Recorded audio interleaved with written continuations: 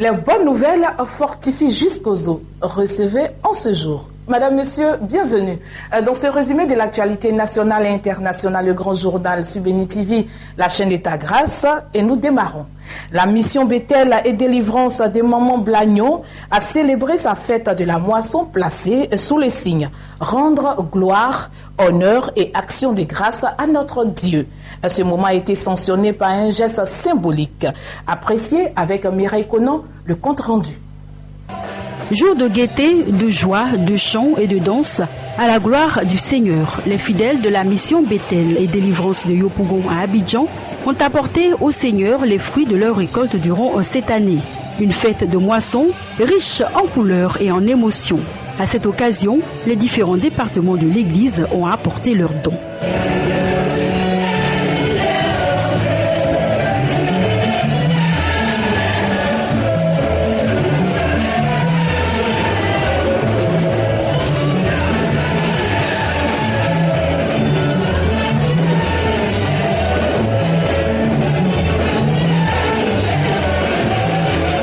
Durant ce moment, la servante de Dieu, présidente fondatrice de la mission, Maman Blagnon, a enseigné ses invités du jour sur le thème « Rendre gloire, honneur et action de grâce à notre Seigneur », tiré du livre d'Apocalypse chapitre 4, le verset 9 à 11.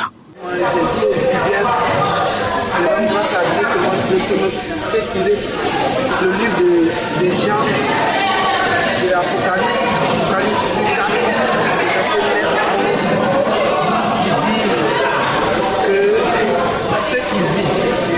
si tu as envie, si tu respires, si tu es en pleine forme, tu dois rendre grâce à Dieu, tu dois rendre l'honneur à Dieu, tu dois vraiment remercier Dieu qui t'a donné cette force, qui t'a donné cette vie. Le Seigneur, durant cette belle fête, a visité ses enfants. Les grâces et les bénédictions sont descendues à profusion. Les enfants de l'Éternel entreront joyeux et victorieux dans la prochaine année. Que le nom de Dieu soit béni. Amen.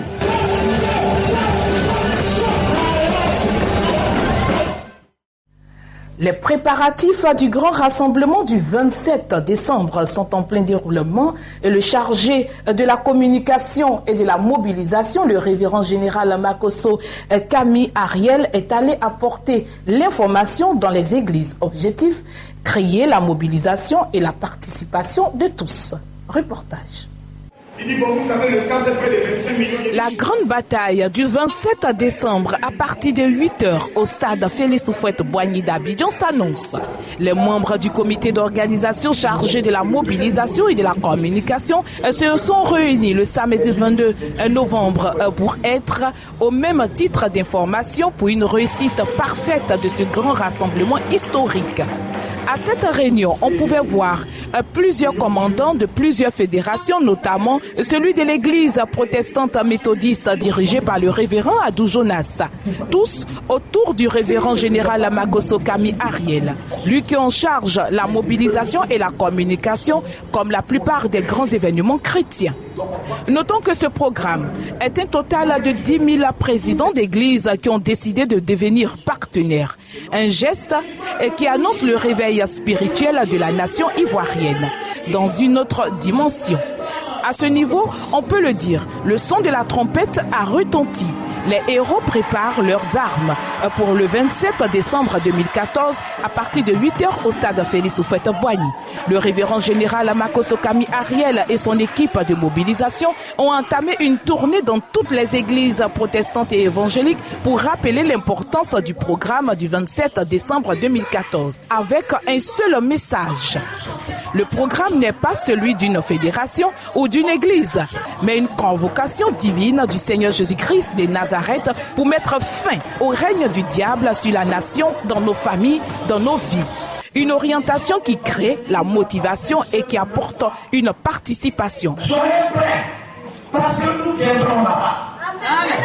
Le 27 décembre, cette église de Loko, la porte des dieux, viendra au stade Félix Houphouët-Boigny.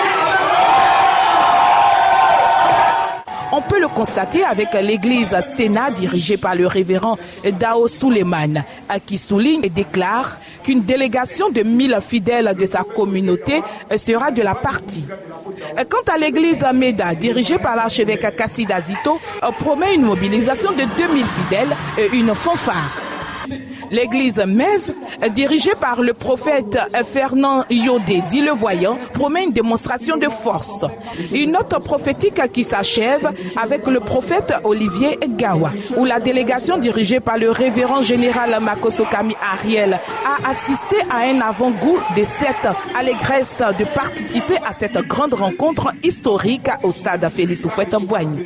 Là, c'est un peuple révolté qui a tenu à dire au général Makosokami Ariel que le 27 décembre, ils releveront le défi de la mobilisation. À 32 jours de l'événement majeur de la vie de l'Église en Côte d'Ivoire, c'est une grande ferveur qui se fait ressentir dans les églises. Shalom. Un culte spécial de prière pour la Côte d'Ivoire dénommé le programme de la bénédiction, tiré de 2 Chroniques, chapitre 7, verset 14. C'est un programme de l'Église apostolique de la Côte d'Ivoire du pasteur Kessi Emmanuel. Irène Bailly pour les détails. Dénommé programme de la bénédiction, le traditionnel temps de prière et d'adoration mensuel de l'Église apostolique de Côte d'Ivoire a réuni ce 12 novembre les fidèles de cette communauté et plusieurs orateurs, notamment le pasteur Kessi Emmanuel de l'église d'Atekoubé, pasteur hôte, et le pasteur Emmanuel de la communauté de Trècheville. À cette occasion, le pasteur Emmanuel de Trècheville a exhorté le peuple de Dieu à implorer le pardon du Seigneur sur le pays pour le sang versé, cause, selon lui, de blocage et d'échec.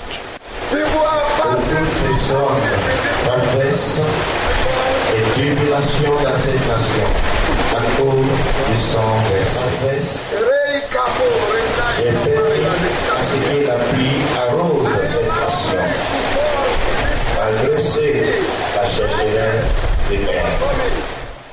En s'inspirant du livre de Genèse, le chapitre 32 au verset 22 à 32, le pasteur Kessi Emmanuel, orateur principal de ce moment, a quant à lui invité le peuple de Dieu à éviter les lamentations, à placer sa confiance en Dieu, car il demeure le seul capable de changer les situations désastreuses en situations meilleures. God is your fortress in your stress. Dieu est ta forteresse pendant ton stress. When we say fortress, quand nous parlons de la forteresse, what is the fortress? Qu'est-ce qu'est la forteresse? Fortress is a place of force. C'est une place, c'est un lieu fort.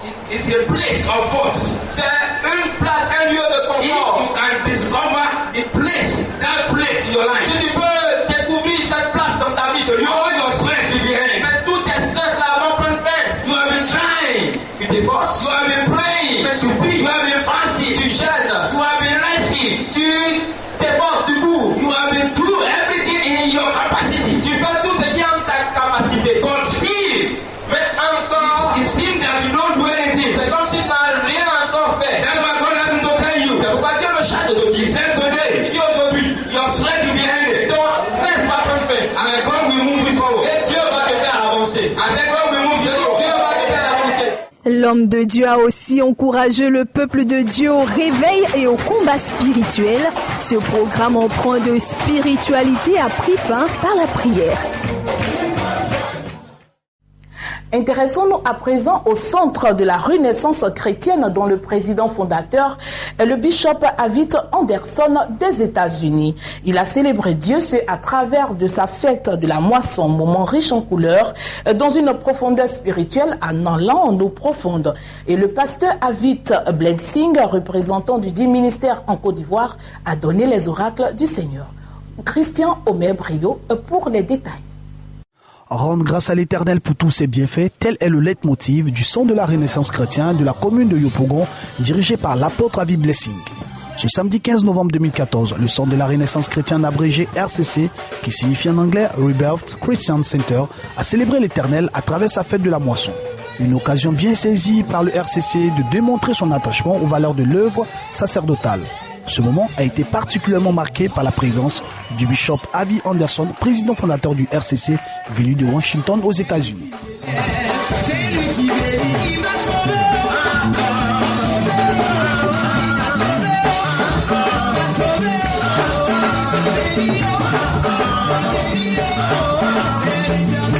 C'est dans cette atmosphère dirigée par le Saint-Esprit que le bishop Avi Anderson, président fondateur du RCC, venu spécialement des États-Unis pour ce programme, a présenté la vision au peuple. Tout ce que nous voulons faire doit être en Christ.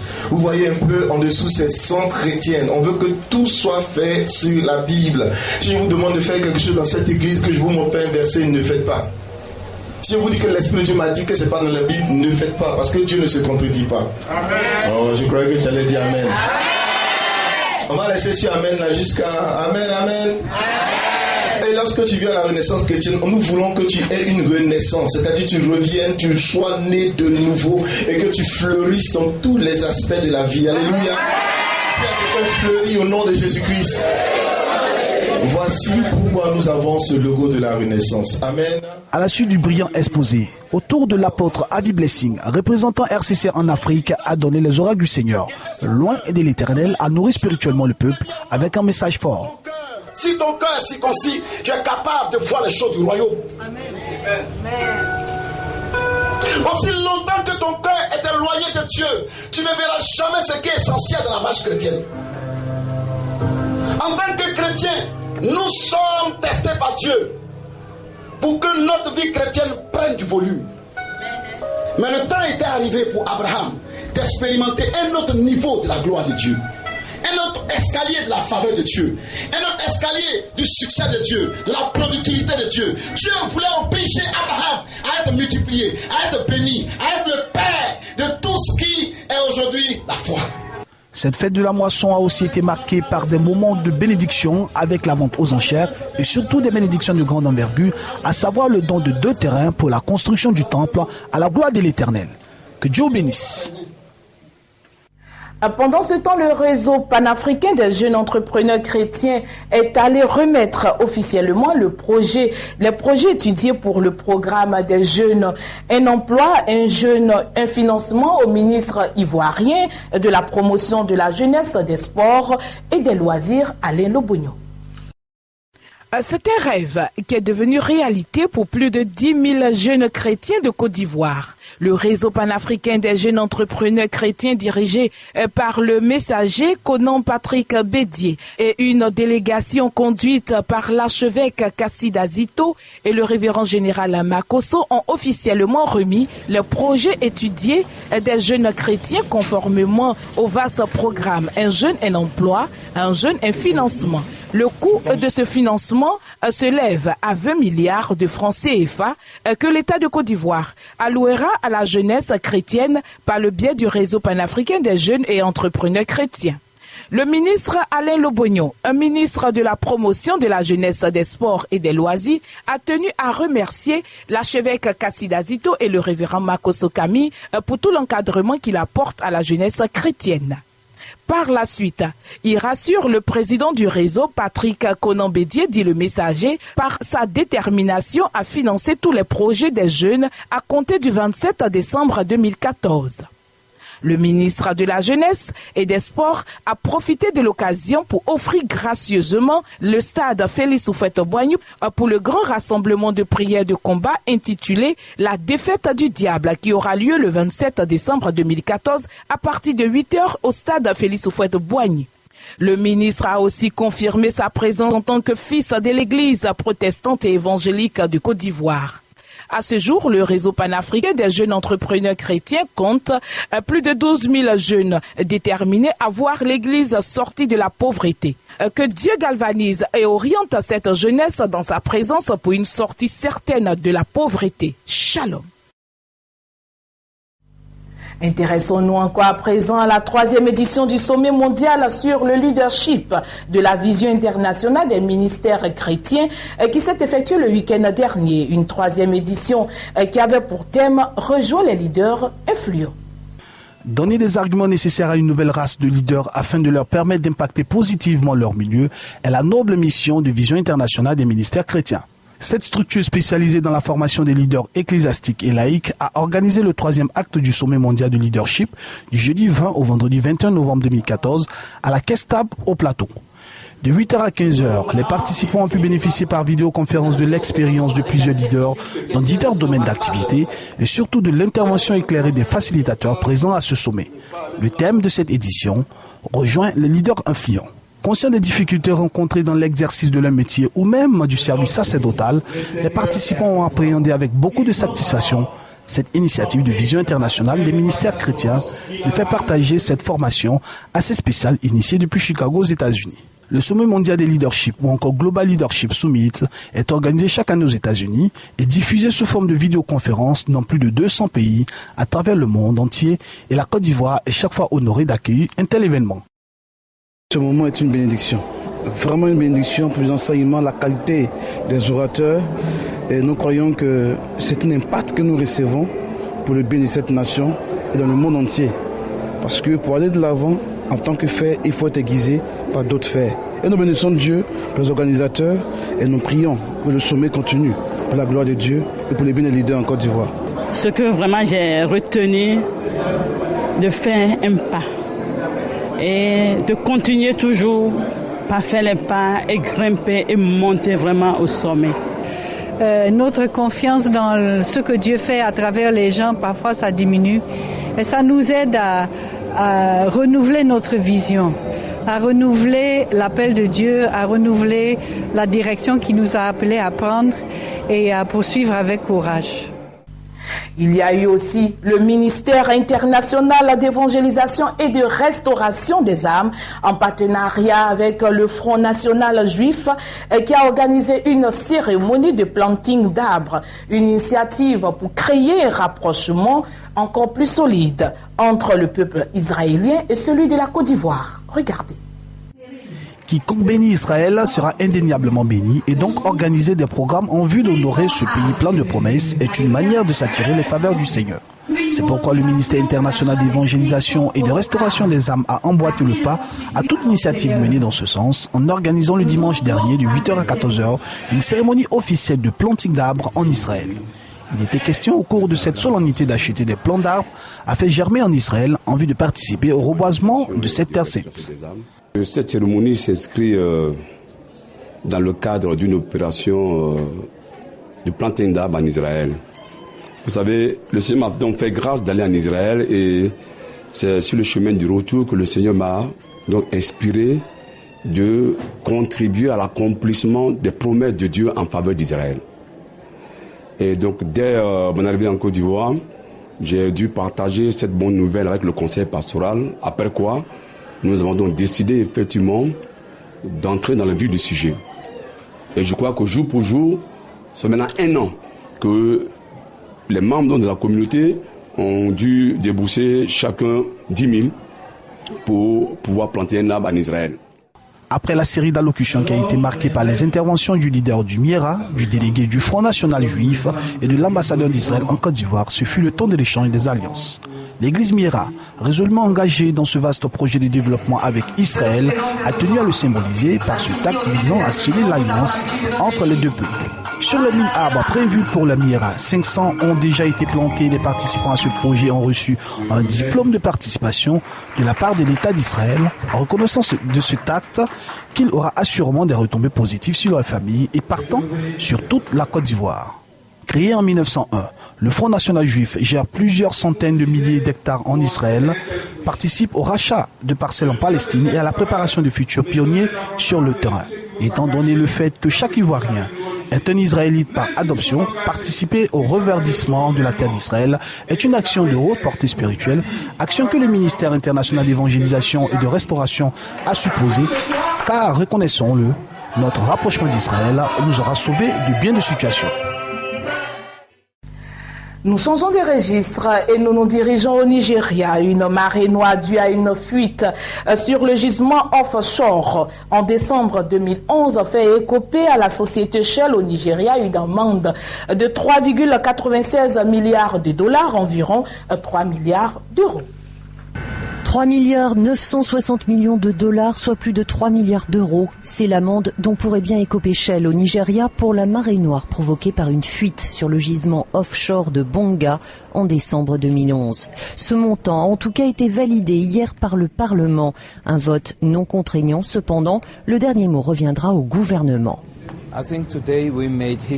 Je pense qu'aujourd'hui, nous avons écrit une page d'histoire parce que, après 3 ans à attendre une solution, après d'innombrables réunions à l'Assemblée nationale avec les 8 agences publiques impliquées, après nous être rendus dans les zones affectées et avoir constaté les dégâts, les avoir filmés et avoir vu la souffrance, aujourd'hui, un jugement a été rendu.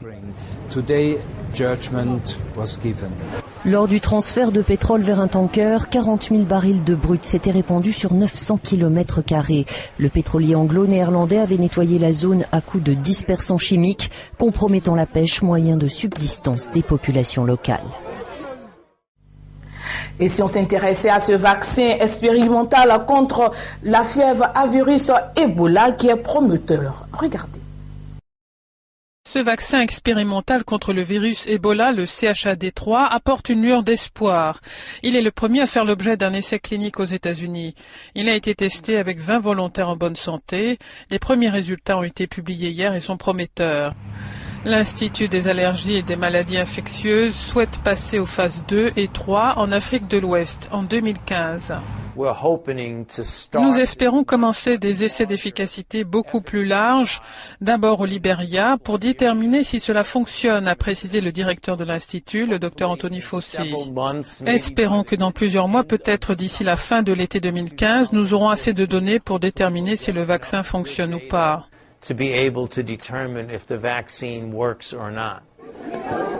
D'autres vaccins sont expérimentés ou développés. Le temps presse. Le virus Ebola a entraîné la mort d'environ 5700 personnes selon le dernier bilan de l'Organisation mondiale de la santé publié hier. Près de 16 000 autres ont été infectés. 3 pays d'Afrique de l'Ouest sont particulièrement touchés, le Libéria, la Guinée et la Sierra Leone. Abdel Fattah al-Sisi, président de l'Égypte, était en France, à Paris. La Libye était au cœur des préoccupations entre Paris et le Caire. Les détails.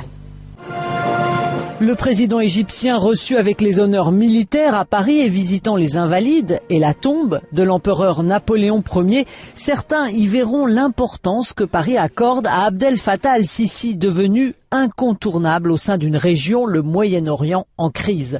Pour sa première tournée en Europe, al-Sisi partage avec ses homologues les mêmes inquiétudes, en premier lieu en Libye, avec qui l'Égypte partage 1000 km de frontières. Nous avons des préoccupations communes à propos des développements négatifs et de la violence en Libye, qui créent un terreau fertile pour les groupes terroristes, dit le président, qui ont exploité la faiblesse de la Libye et de ses institutions pour imposer leur opinion sur le peuple libyen.